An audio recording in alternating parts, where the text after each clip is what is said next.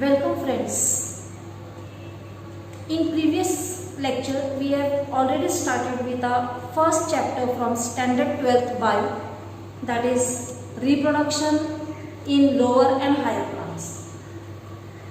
In last lecture we have seen what is reproduction and the two basic type of reproduction, that is asexual reproduction and sexual reproduction.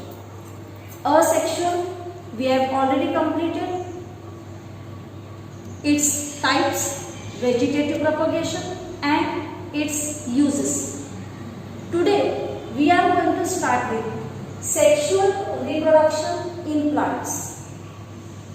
As we all know, sexual reproduction in plants takes place with the help of flowers.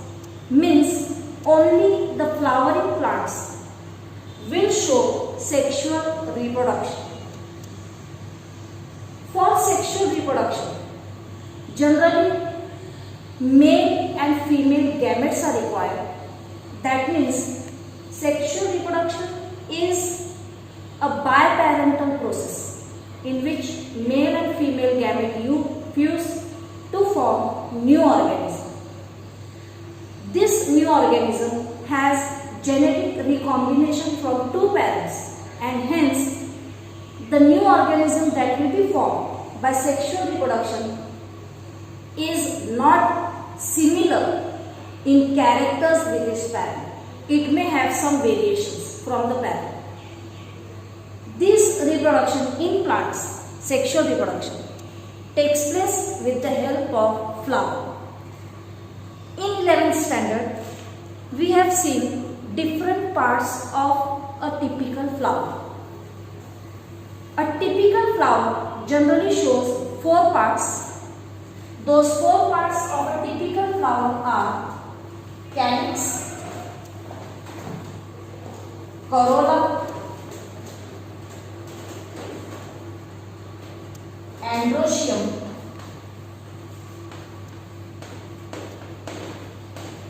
and gynoecium.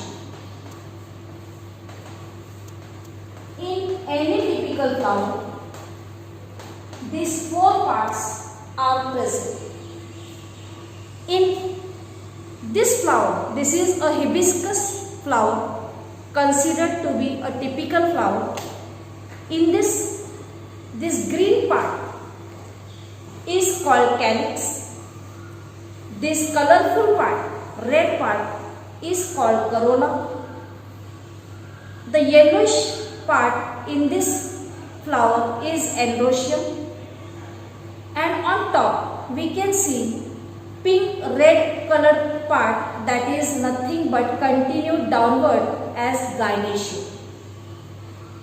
Calyx is the outermost part, and below calyx, this part of a flower is called pedicel. In calyx, single unit is called sepal. In corolla, a single unit means a single unit. This is called petal. What you say, papri vagara, petals. Similarly, in androecium, androecium is male part of the flower. Male part.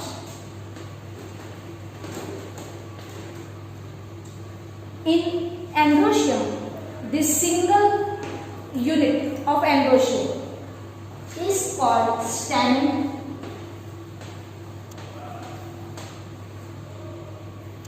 And in a typical flower, gynoecium is the female part of the flower. Single unit of gynoecium is called carpel. Today we are going to study mainly the male part of a flower, that is what you say stamen and anther. A single stamen in a flower generally has a filament, and on this filament there is a bilobed anther, generally attached by connective. A single stamen has filament and on top anther. This anther is the main part of stem. In anther, pollen grains are produced in the pollen sacs. Pollen grains म्हणजे परागकण. And these pollen grains further form male gametophyte. Similarly, gynoecium, the female part of the flower, single unit of gynoecium is called carpel. A single carpel generally has the stigma, style, and ovary. The main three parts in a carpel are stigma, style which goes downward, and then at the bottom there is ovary in hibiscus. Today we are going to study about the male part of the flower, that is androecium. Let us see what it is.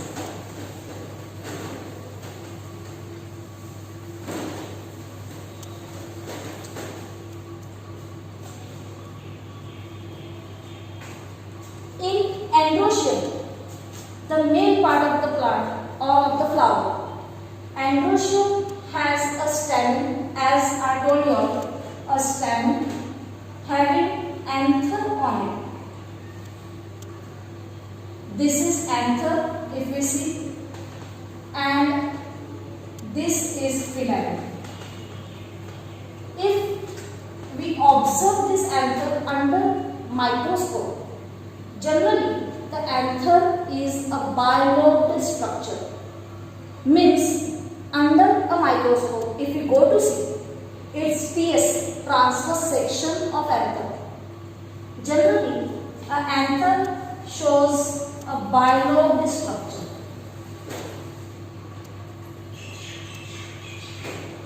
Somewhat having two lobes. In the center, connective tissue is present. By this connective tissue, it is attached to the filament.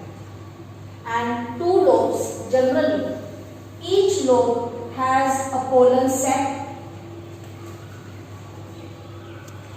The other lobe will also have pollen sac. Means this anther has two lobes. One lobe is this lobe and the other lobe is the other side. Such anther which has two lobes is called the dithecous anther. Dithecous. And the anther which has single lobe is called monothecous anther. Monothecous. The anther having single lobe will be called monothecous, and the anther having two lobes is called dithecous. Each lobe of an anther has two pollen chambers.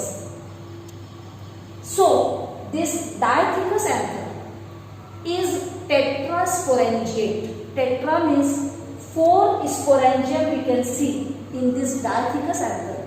So, it is a tetrasporangiate anther. Now, if we see the TS of this anther, generally in anther, different layers are present. The outermost layer of this anther is called epidermis. Below the epidermis, generally there is endothecium layer. Let us see, I will just label it. The outermost layer is epidermis. Below epidermis, there is a layer called endothecium.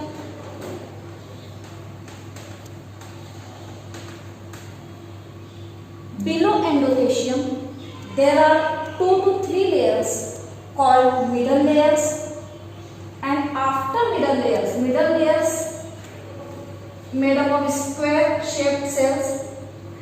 Below that, there is a layer which surrounds this is sporangium, and this layer is called tapetum. Tapetum generally provides nourishment to the sporangium or the sporogenous tissues.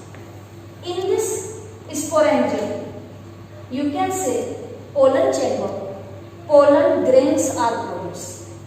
The pollen grains that are produced in this pollen sac or the pollen chamber, further they develop into male gametophyte. I hope so you might have understood the basic concept of anther. Generally, what is anther? It is a male reproductive part. Anther may be monothecous if it has single lobe, or it may be diathecous if it has two lobes. In each lobe, there are two sporangium. So, a monothecous anther will be generally having two sporangium. Diathecous anther will have four sporangium, and so it is called tetrasporangium. We have seen the basic structure of anther. Its detail again we can have in the next lecture. So let us stop here. I hope so you might have understood. Thank you, friends.